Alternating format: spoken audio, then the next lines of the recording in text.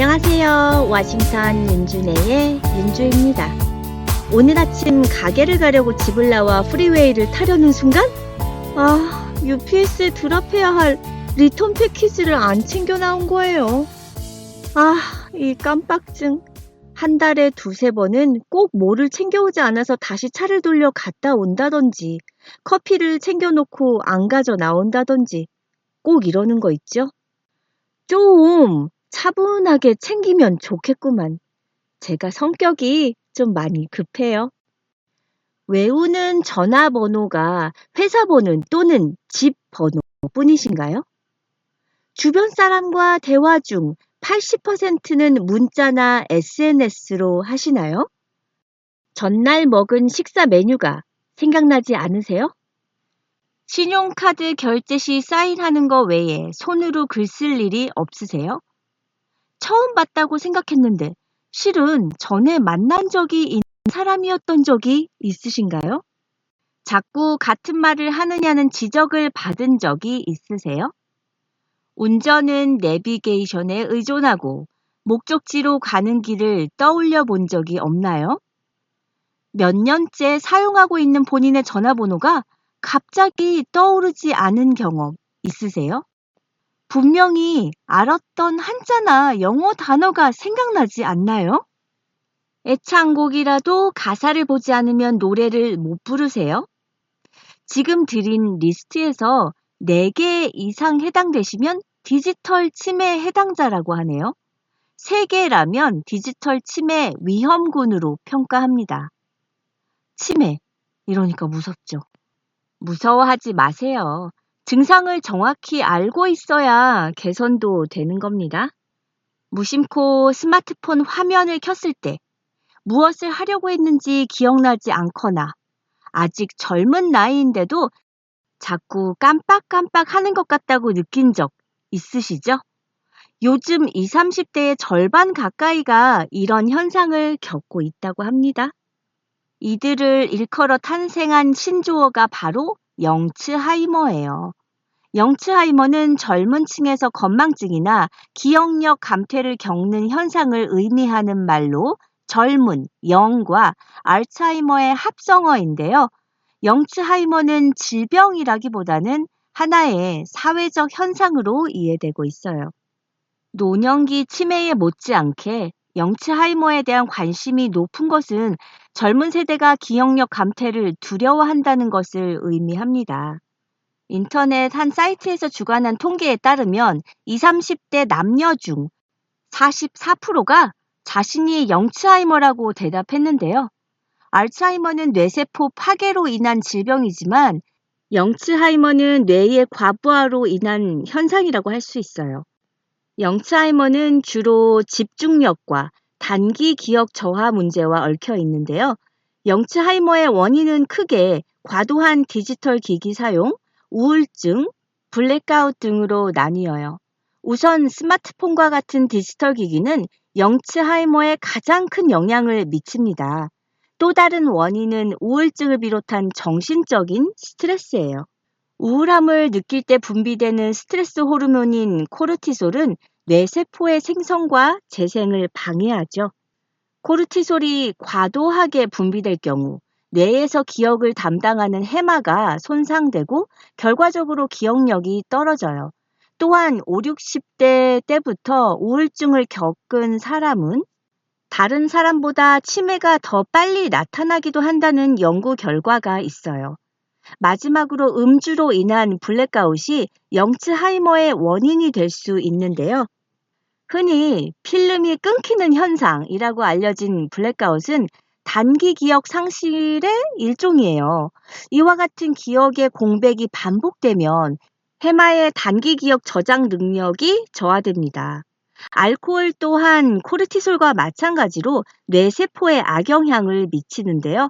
뇌와 신경계의 필수적인 비타민 B1의 흡수를 방해하기 때문에 알코올성 치매로 이어질 가능성이 있어요. 한 5년 전 여름에 부모님께서 한국에 가셨을 때 어떤 해프닝이 있었어요. 저희 아빠가 친구분들을 만나 낮술을 하시고 친구분과 택시를 함께 타시고 친구분이 먼저 내리신 거예요. 그날 날씨가 무지하게 더웠다나 봐요. 그러니 취기가 더 오르셨겠죠? 내리실 곳을 명확하게 택시 기사분께 설명을 못 하시니까 기사님께서 자신이 교대해야 될 시간이라 빨리 가봐야 한다고 길 한복판에 아빠를 내려주셨대요. 아빠는 여기저기를 헤매시다 언니에게 전화를 하셨고 언니는 근처 파출소에 신고를 하면서 아빠가 그날 노란색 바지를 입고 나가신 것을 떠올리고는 경찰분께 아빠가 노랑 바지를 입고 계시다는 걸 강조했대요. 아무래도 노란 바지 하면 한눈에도 잘 띌 테니까요. 경찰관분은 길 건너쪽에서 서 계시는 노랑 바지를 발견하셨고 아빠는 노랑 바지 덕분에 빨리 발견당할 수 있었죠. 그날 이후 엄마와 언니는 아빠가 혹시 치매이시면 어쩌나 걱정을 많이 하셨어요. 자주 깜빡깜빡 하시기도 하고 길을 잃어버렸다는 이유로 대학 병원에 가서 치매 테스트를 하는 질문지로 하는 검사를 하신 거예요. 검사 결과는 치매 초기로 나왔고요. 그때 온 집안이 초상집 분위기였죠. 그리고 부모님이 미국에 들어오시고 제가 아빠를 모시고 병원에 가서 다시 정확한 진단을 받았어요. 의사 선생님과 아빠가 대화를 한참 하셨어요. 아빠는 자신이 길을 잃어버린 것 때문에 온 가족들이 오바를 하면서 자신을 치매 환자 취급한다고 의사 선생님께 막 이르시고 그래서 길을 어떻게 잃어버리실 건데요? 대낮에 2시쯤 친구와 술을 마시고 함께 택시를 탔는데 갑자기 택시기사가 대기 시간이 다가온다고 여기 근처니 찾아가실 수 있으시죠? 하면서 그냥 길거리에 내려주고 가는 거예요. 택시에서 내렸는데 너무 덥더라고요. 그래서 처음 보는 길이라서 그냥 여기저기 가다 보니 길을 잃었지요. 그래서 바로 딸아이에게 전화를 한 거예요. 의사 선생님이 고개를 갸웃거리시면서 치매 환자분들은 이렇게 설명을 못한다고 하시더라고요. 어르신, 저도 한국 가면 매번 길을 잃어버려요. 그 후 아빠의 뇌 MRI 촬영을 통해 치매가 아닌 노인성 건망증이라는 진단이 나왔어요. 한국의 제 친구의 시어머니는 이제 70대 중반이세요. 요 근래 버스를 탔다가 내릴 곳을 깜빡하고 지나치거나 시장 보러 갈 때 사려던 물건을 빼먹는 일이 잦아졌고 TV를 보시다가도 연예인의 이름이 기억이 나지 않아 왜 거기 나왔던 걔 있잖아 라며 말을 이어가곤 하신대요. 친구는 시어머님께 조심스럽게 인지기능 검사를 권했지만 시어머니는 왜 멀쩡한 사람을 환자 취급하느냐고 하면서 그렇게 화를 내신다고. 건망증은 노화에 의한 과정으로 지나간 사건을 기억하되 중요하지 않은 부분이나 세밀한 부분을 잘 기억하지 못하는 상태예요. 뇌의 정보 처리 속도가 늦어지고 학습 능력이 떨어져 새로운 정보를 입력하지 못해 건망증이 발생합니다.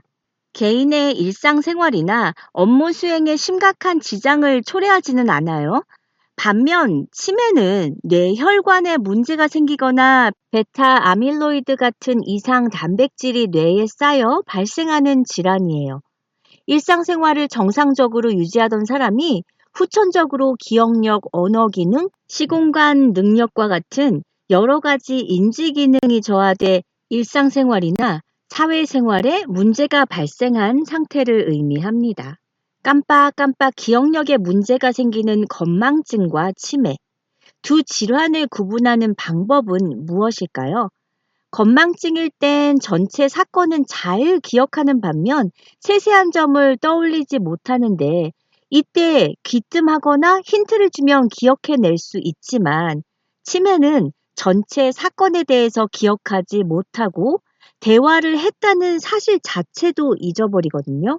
또 건망증은 기억력이 떨어졌다고 인지하면 메모 등을 통해 감퇴한 기억력을 보완하려 노력하지만 치매는 기억력 감퇴뿐 아니라 언어 능력, 시공간 파악, 성격 변화에 이르기까지 다양한 장애가 동반되는 차이가 있어요.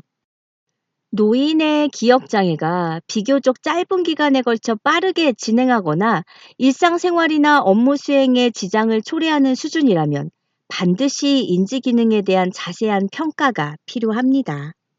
치매는 갑자기 나타나는 질환이 아닌 만큼 조기 진단이 중요해요. 특히 치매 환자의 60% 이상을 차지하는 알츠하이머성 치매의 경우 혈액 검사로도 아밀로이드 단백질을 검출해 치매 진단에 활용하면 조기 진단을 할 수 있다고 하거든요. 어느 노부부가 TV를 보다가 아내가 일어나려고 하자 남편이 말했어요. 아, 여보, 냉장고에서 아이스크림하고 우유 좀 가져와요. 까먹을지 모르니까 적어가. 그러자 아내가 당신은 내가 치매라도 걸린 줄 알아요. 걱정 말아요. 잠시 후 부인이 삶은 계란을 그릇에 담아가지고 돌아오자 남편이 말했어요. 아, 왜 소금은 안 갖고 와? 그러게 내가 적어가라고 했잖아. 건망증은 기억이 사라진 것이 아니라 단지 그 순간에 떠올리기 어려울 뿐이에요.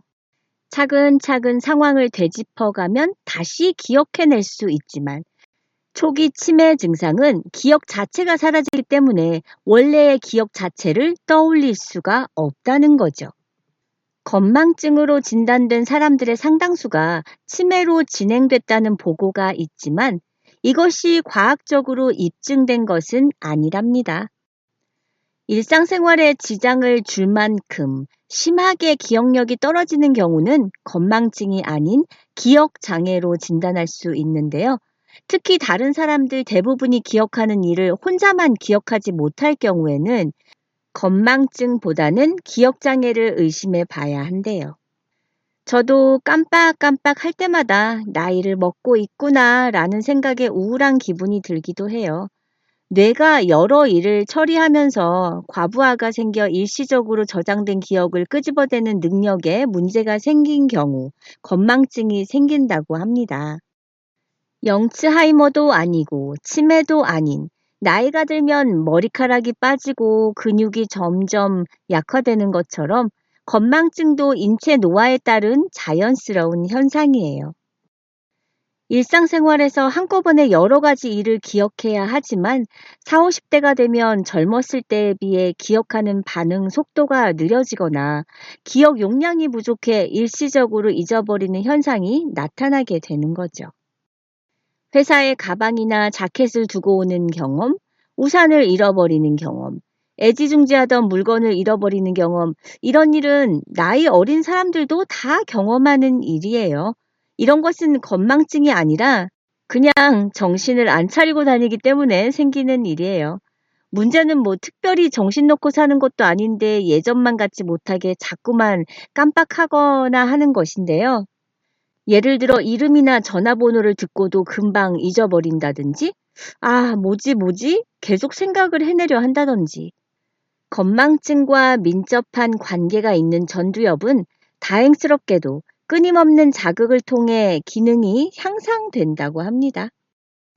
뇌 신경세포는 나이가 들수록 줄지만 대신 정보를 전달하는 신경회로가 튼튼해지고 신경 전달 물질인 세로토닌이 증가하면서 정보 저장 및 출력 기능이 좋아진대요. 그렇다면 어떻게 전두엽을 발달시킬 수가 있을까요? 전두엽을 자극하는 방법으로는 운동, 대화, 계산입니다. 먼저 운동을 볼까요? 운동은 전두엽으로 가는 혈류량을 늘려야 하는데요. 실내 자전거를 타고 뇌를 측정한 한 조사에 따르면 운동 강도가 40% 정도 되는 시점부터 뇌 혈류량이 증가했다고 해요. 운동 방법에 따라 효과를 더 높일 수도 있어요. 대화도 중요합니다. 상대방의 반응을 살피고 단어를 선택하고 표정을 관리하는 등 전두엽을 계속 활용하기 때문이죠. 반면 TV나 컴퓨터에 빠져 정보를 편리하게 수동적으로 받아들이다 보면 머리를 쓸 필요가 없어져서 전두엽이 게을러져요. 이런 점에서 소리를 내며 책을 읽는 것도 도움이 된대요. 소리가 머리를 울려 뇌를 자극하고 내용을 파악하고 상상을 하는 과정 모두 뇌 운동에 효과적이라고 합니다. 마지막으로 계산은 뇌 트레이닝에서 반드시 해야 하는 유산소 운동과 같은 것인데요. 요령은 복잡한 숫자보다는 간단한 게 유익해요. 평균 76세인 남녀 27명을 대상으로 하루 15분 동안 계산과 음독을 주 5일 3개월간 학습토록 했더니 인지장애가 있던 7명 중 5명이 정상으로 돌아왔다는 연구 결과도 있어요. 신문의 사설 요법도 좋은 자극인데요. 가능하면 아침에 읽고 밤에 요약과 비평을 쓰면 기억을 꺼내 쓰는 연습이 되어서 좋다고 하네요. 물론 종이에 손으로 쓰는 것이 원칙입니다. 세계적 정보기술 회사인 구글 에릭 슈미트 회장은 하루 1시간만이라도 휴대폰과 컴퓨터를 끄고 사랑하는 이의 눈을 보며 대화하라 라고 디지털 디톡스를 강조한 바 있어요. 언제 어디서든 휴대폰을 들여다보며 무언가를 접하고 있는 디지털 중독의 시대에 디지털 기기와 떨어져 있는 시간을 정해두는 것도 심신의 휴식을 위해 실천해봄직한 팁이라고 생각됩니다. 영츠하이머든 건망증이든 치매든 예방할 수 있는 방법은 많아요. 실천이 중요합니다. 우리는 다음 시간에 만나요.